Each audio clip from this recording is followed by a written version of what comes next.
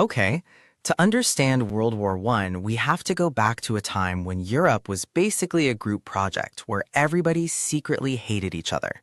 Everyone had picked a team. On one side, Germany, Austria-Hungary, and Italy. On the other, France, Russia, and Britain. And for years, they'd been in a giant contest to build the biggest army, the biggest navy, and the shiniest hat. Germany was the new kid, powerful, ambitious, and desperate for respect. Britain had ruled the seas forever and did not love the competition. Everyone was also convinced their own country was the greatest on earth. What could possibly go wrong?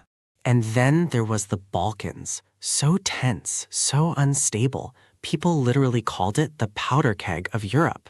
Right next to it sat Austria-Hungary, a gigantic empire of many different peoples held together with tape, hope, and denial.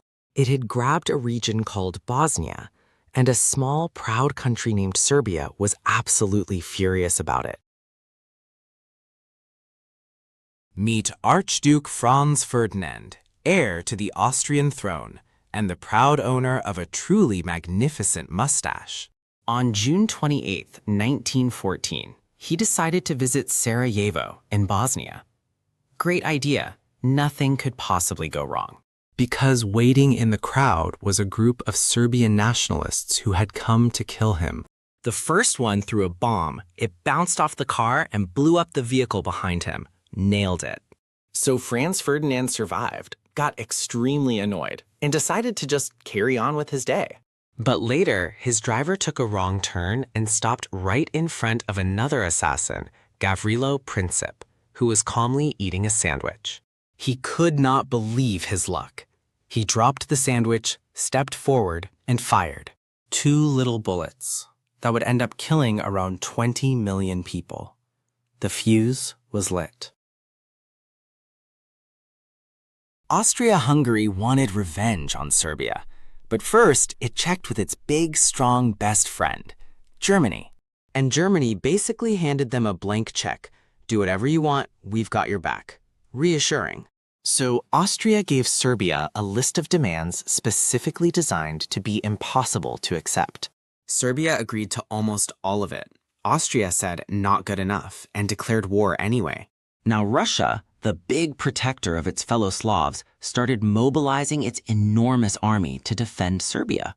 Germany told Russia to knock it off. Russia did not knock it off, so Germany declared war on Russia. And since France was allied with Russia, Germany figured, might as well declare war on France too. Germany's master plan was to rush through neutral Belgium, knock out France fast, then deal with Russia. Belgium was neutral and said no. Germany invaded anyway. But Britain had promised to protect Belgium, so Britain declared war on Germany. And just like that, one dead archduke had knocked over every domino in Europe. The craziest part? Everyone was thrilled. Soldiers marched off grinning, absolutely sure they'd be home by Christmas.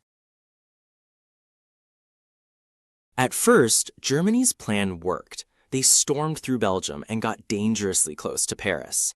Then France stopped them at the Marne, partly by rushing soldiers to the front and an army of taxicabs. Seriously. Neither side could win, so both sides dug trenches, and then nobody moved for years. Welcome to trench warfare, a glamorous life of mud, rats, rain, endless boredom, and sudden terror. Between the trenches lay no man's land, a lovely strip of barbed wire, craters, and machine guns. Generals kept ordering men to charge over the top, straight into those machine guns. It went about as well as you'd think. This war also introduced charming new inventions like poison gas, which drifted across the field in giant clouds. To break the deadlock, the British rolled out a brand new machine, the tank. Slow, clunky, and absolutely terrifying. And high above, pilots battled in flimsy wooden planes, becoming the first flying aces. For years, millions of men died, just to move the front line back and forth by a few miserable miles. And this wasn't just a European squabble anymore. It had gone global. The Ottoman Empire joined Germany and Austria, dragging the fighting into the Middle East. The Allies tried to knock the Ottomans out at Gallipoli. It turned into a bloody, muddy disaster. On the Eastern Front, Russia threw millions of men at Germany and Austria across a massive frozen frontier. And out at sea, German submarines, U-boats, lurked beneath the waves, sinking any ship they pleased. Then they sank the Lusitania, a passenger liner, killing over 1,000 civilians, including Americans. Across the ocean, the United States was watching all this, getting angrier but still staying out of it. Then Germany secretly asked Mexico to attack the U.S. in something called the Zimmermann telegram. When America found out, it was, to put it lightly, no longer in the mood to stay neutral. Then came 1917, the year that changed everything, twice. First, the United States joined the war on the Allied side, bringing fresh troops and enormous industrial muscle. Second, Russia collapsed into revolution, quit the war entirely, and went home. With Russia gone, Germany gambled everything on one last, gigantic offensive in 1918.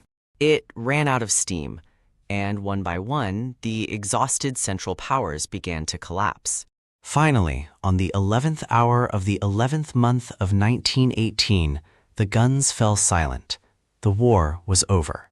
The cost, about 20 million dead, empires erased, and a peace treaty so harsh, it basically pre-ordered World War II.